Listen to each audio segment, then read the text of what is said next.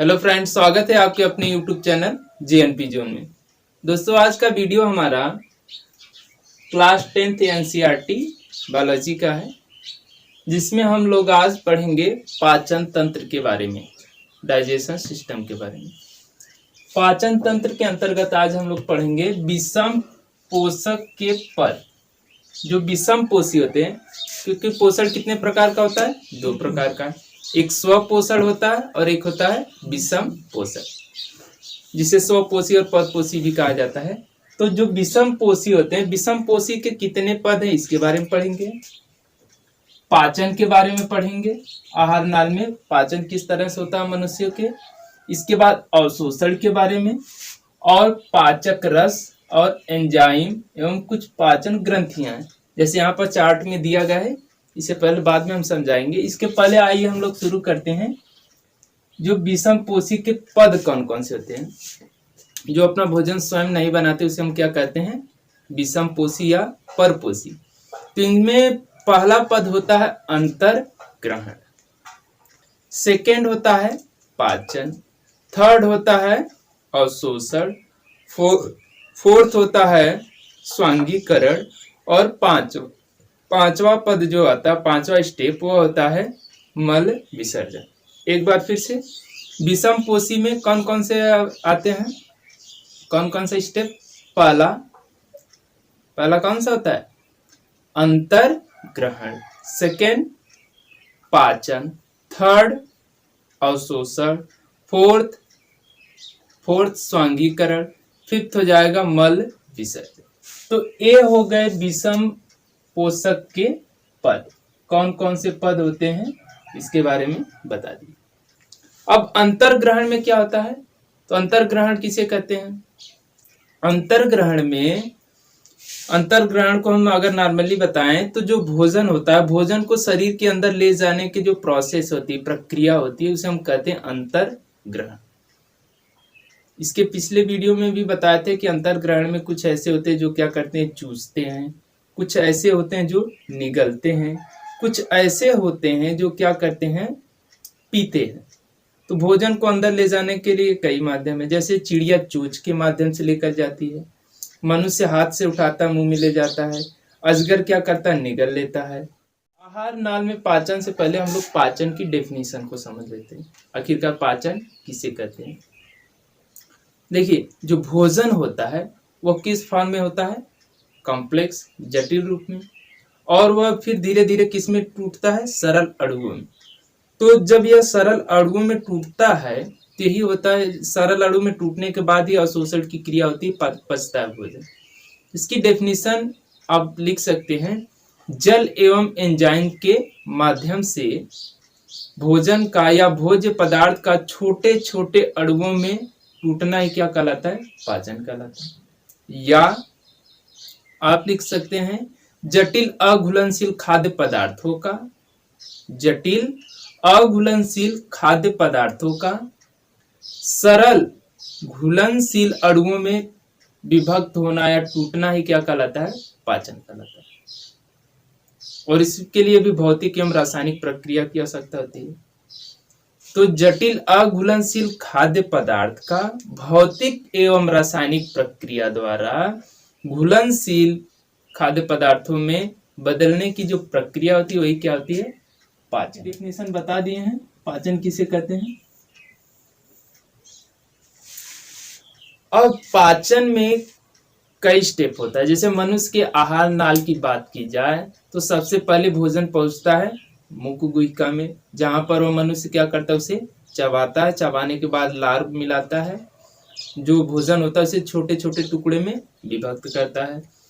और जब मुख गुहिका में भोजन होता है तो उसके लिए भी कई अंग हैं, जैसे कि जीभ हो गई, चलाने का कार्य करती है। जीभ जो कि क्या करती है? चलाने का कार्य करती है। इसके बाद दांत हो गया, काटने का कार्य करता है। और लार मिलती है उसमें। लार में कौन सा एंजाइम होता है? टाइलिन नामक एंजाइम होते हैं। तो पहला स्टेप होता है पाचन में, मनुष्य के आहार नाल में पाचन में पहला स्टेप होता है आपका मुख गुहिका। मुख गुहिका में क्या होता है? तो भोजन को चबाया जाता है, उसमें लार मिलाया जाता है। सेकेंड स्टेप होता है हमारा, भोजन ग्रसिका के माध्यम से पहुंचता है अमाशय में। जब अमाशय में भोजन पहुंचता है तो वहां पर भी रस मिलेंगे। देखिए जैसे जैसे भोजन आगे जाएगा उसमें विभिन्न प्रकार के रस एवं एंजाइम्स आकर मिलते हैं। पहले स्टेप में कौन सा रस मिलता है? लार होता है, लार रस होता है। और ग्रंथि कौन सी होती है? लार ग्रंथि। एंजाइम कौन सा होता है? तो टालिन नामक एंजाइम। सेकेंड स्टेप में जब अमाशय में भोजन पहुंचता है तो अमाशय में जो कि कौन सा रस होता है? ग्रंथि कौन सी होती है? तो जठर ग्रंथि होती है। रस कौन सा होता है? तो अमाशय, देखिए यहाँ पर दिया गया होगा, जठर ग्रंथि है तो जठर रस। जैसा नाम वैसा काम, जिसका देखिए जैसा नाम रहेगा सेम उसी तरह का उसमें रस रहेगा। हाँ, एंजाइम्स थोड़ा अलग रहेंगे। तो जब सेकेंड स्टेप में भोजन पहुंचता है अमाशय में तो अमाशय में कौन से रस मिलते हैं? पहले ग्रंथि कौन सी होती है? तो जठर ग्रंथि। वहां से रस कौन सा आता है? जठर रस। और यहाँ पर एंजाइम्स कौन से होते हैं? तो पेप्सिन, रेनिन, हाइड्रोक्लोरिक अम्ल होता है और लाइपेज होता है। फिर से एक बार, पेप्सिन, रेनिन, हाइड्रोक्लोरिक अम्ल और इसके बाद लाइपेज।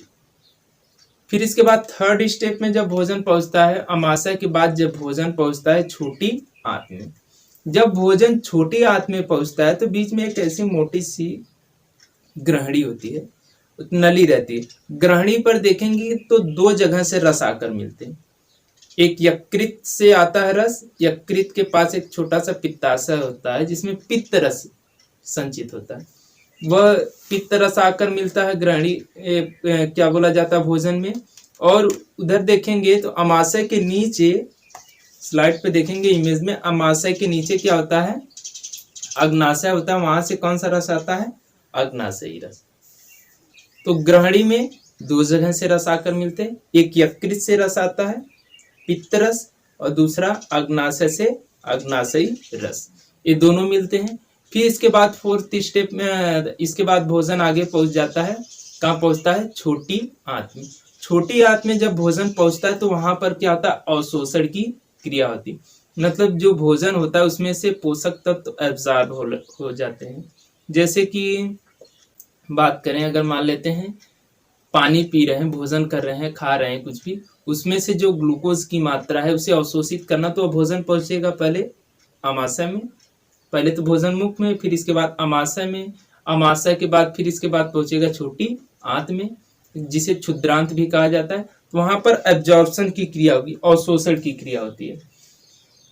फिर इसके बाद अगले स्टेप में वो बड़ी आंत में पहुंचता है। बड़ी आंत के बाद फिर जो अपचित भोजन होता है वो कहाँ क्या होता है? मल विसर्जन के माध्यम से बाहर निकल जाता है। तो पाचन में देखिए सब स्टेप हम बता दिए हैं। एक बार फिर से आप स्लाइड पर ध्यान से देख लीजिए। सबसे ऊपर क्या है? मुख गुहिका। उसके बाद सेकेंड स्टेप में क्या आता है आपका? अमाशय। अमाशय के बगल में देखेंगे छोटा सा ऐसे करके एक नली बनी है जहां से भोजन कहाँ पहुंचता है? छोटी आंत में। और वहीं पर देखेंगे ऊपर से यकृत, यकृत के बगल में क्या? पित्ताशय होता है जहां से पित्त रस आकर ग्रहणी तक मिलता है। और नीचे क्या है? अमाशय के नीचे तो अग्नाशय होता है, अग्नाशयी रस आकर मिलता है। फिर इसके बाद अगले स्टेप में भोजन पहुंचता है जब छोटी आंत में, तो छोटी आंत में फिर इसके बाद पाचन की क्रिया शुरू होती है। छोटी आंत में भोजन पचता है। फिर इसके बाद जो अपचित भोजन होता है वह बड़ी आंत में पहुंचता है और वहां पर पाचन की क्रिया होती है। फिर इसके बाद अपशिष्ट पदार्थ बाहर निकल जाता है। तो कुछ पाचन के अंतर्गत कुछ ग्रंथियां हैं, कुछ रस हैं और एंजाइम्स हैं। इनके बारे में पढ़ेंगे। तो पहला स्टेप कौन सा होता है? मुख गुहिका। मुख गुहिका में क्या बताए थे? कौन सी ग्रंथि होती है? लार ग्रंथि होती है। और रस कौन सा होता है? लार रस। एंजाइम कौन सा होता है? टालिन नामक एंजाइम, अभी बताए थे। और यह क्या करता है? मंड का पाचन करता है। फिर इसके बाद अगले स्टेप में, सेकेंड स्टेप में आ जाता है अमाशय। अमाशय में कौन सी ग्रंथि होती है? तो जठर ग्रंथि होती है। रस कौन सा होता है? जठर रस होता है। और एंजाइम कौन कौन से होते हैं? पेप्सिन, रेनिन, हाइड्रोक्लोरिक और लाइपेज। हाइड्रोक्लोरिक अम्ल होता है, इसका काम क्या है हाइड्रोक्लोरिक का? तो हाइड्रोक्लोरिक क्या करता है? भोजन को सड़ने से बचाता है। भोजन को क्या करता है? अम्लीय बना देता है, जिससे वह सड़ता नहीं है।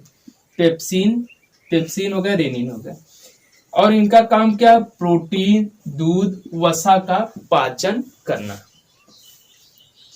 पहले स्टेप में मंड, दूसरे स्टेप में क्या आता है? प्रोटीन, दूध एवं वसा का पाचन। अब इसके बाद थर्ड स्टेप ग्रहणी। ग्रहणी के देखिए दो बताए हैं, एक अग्नाशय और एक पित्त। पित्त है, पित्त कहाँ होता है? तो यकृत में होता है। यकृत में पित्ताशय होता है, पित्ताशय से पित्त रस आता है। देखिए ग्रहणी में यकृत के पास एक लीवर ग्रंथि होती है, यकृत ग्रंथि के रूप में कार्य करती है। तो एक वहां से कौन सा रस आता है? पित्त रस। और ग्रहणी में ही क्या होता है? अग्नाशय से आता है अग्नाशयी रस। यहाँ पर देखिए इस बॉक्स में ग्रंथि का नाम लिखा गया है, इस बॉक्स में रस का नाम लिखा गया है, इस बॉक्स में एंजाइम का नाम लिखा गया है, और इस बॉक्स में लिखा गया कि किस किस चीज का पाचन करते हैं। तो ग्रहणी में अग्नाशय, अग्नाशयी रस। अभी बताए थे कि जैसा नाम वैसा काम, सेम उसी के जैसा रस निकलेगा। जैसे जठर ग्रंथि है तो जठर रस, लार ग्रंथि है तो लार रस। हाँ, एंजाइम्स थोड़ा डिफरेंस है। पित्ताशय पित्त है तो यहाँ से कौन सा? वैसे यहाँ पर ग्रंथि में बात की जाए तो यहाँ यकृत होना चाहिए। क्या होना चाहिए? यकृत। क्योंकि यकृत में ही क्या होता है? पित्ताशय होता है और वहां से पित्त रस आता है, और पित्त रस आते हैं, और पित्त रस में कोई एंजाइम्स नहीं होते हैं, और यह क्या करता है? वसा का पाचन करता है। जबकि जो ग्रहणी में अग्नाशय होता है वह प्रोटीन एवं मंड का, जो बचे हुए प्रोटीन एवं मंड होते हैं उसका पाचन करता है। फिर इसके बाद छोटी आंत, इसे कहा जाता है क्षुद्रांत।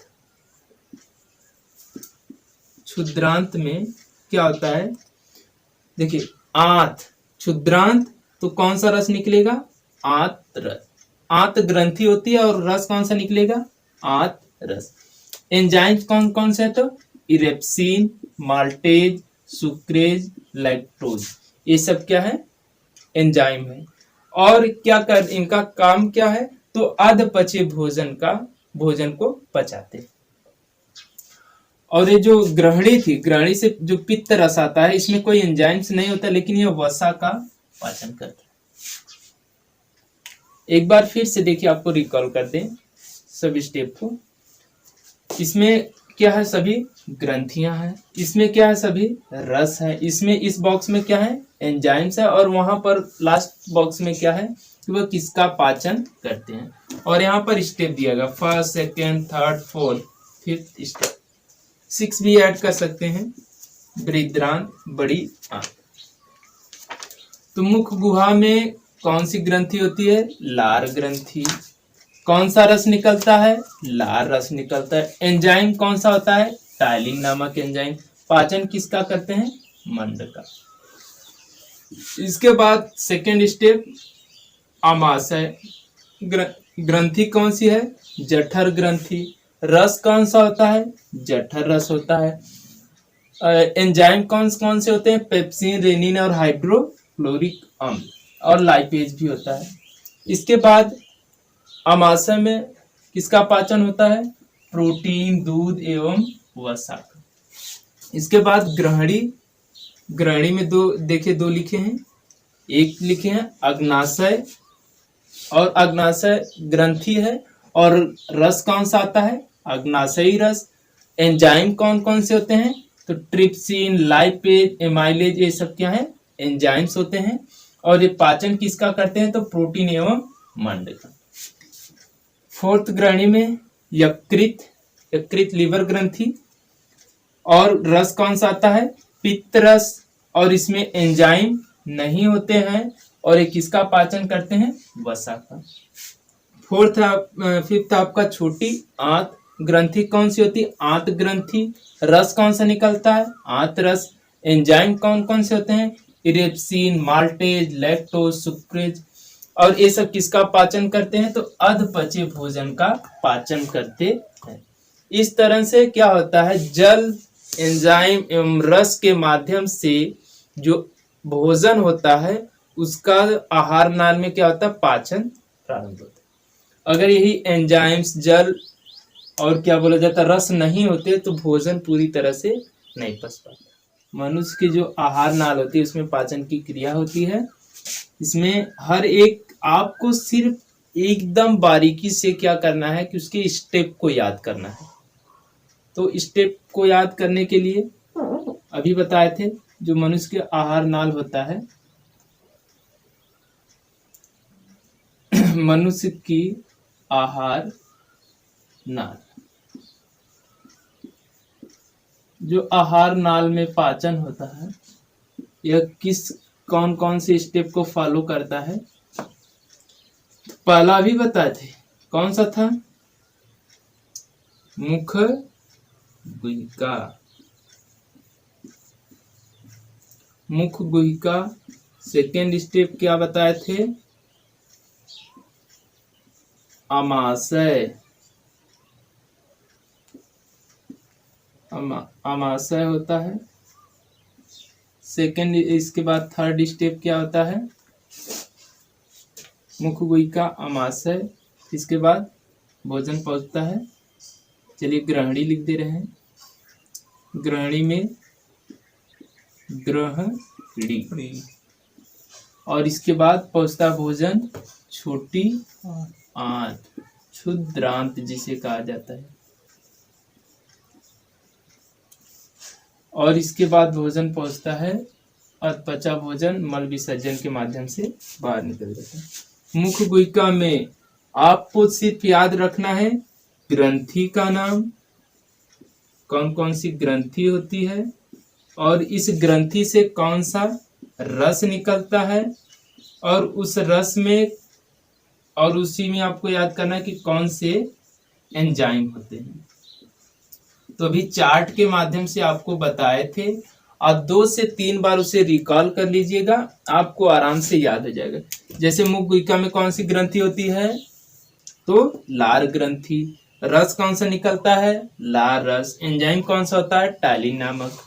आमाशय की बात करें तो आमाशय में कौन सा होता है? आमाशय में कौन सा होता है? जठर ग्रंथि होती है। रस कौन सा निकलता है? जठर रस निकलता है। कौन सा रस निकलता है? जठर रस। और एंजाइम कौन कौन से होते हैं? तो 3 बताए थे, आप यहाँ पर नोट कर लीजिएगा। तीनों को, इन तीनों, आप यहाँ पर उन तीनों का नाम नोट कर लीजिएगा। ग्रहणी में बताए थे 2 जगह से रस आते हैं, एक यकृत से आता है और एक आता है आपका अग्न्याशय से। और छोटी आंत में कौन सा रस होता है? आंत रस। आंत ग्रंथि होती है, आंत रस निकलता है, और इसमें क्या होता है, जो अधपचा भोजन होता है पूरी तरह से इसका पाचन होता है। तो इस तरह से आप नॉर्मली स्टेप को याद करके आसानी से लिख सकते हैं। और ये वीडियो आपको कैसा लगा, लाइक और कमेंट करके जरूर बताइएगा, और यदि हमारे चैनल पर नए हैं तो चैनल को सब्सक्राइब कर लें। धन्यवाद। Thank you.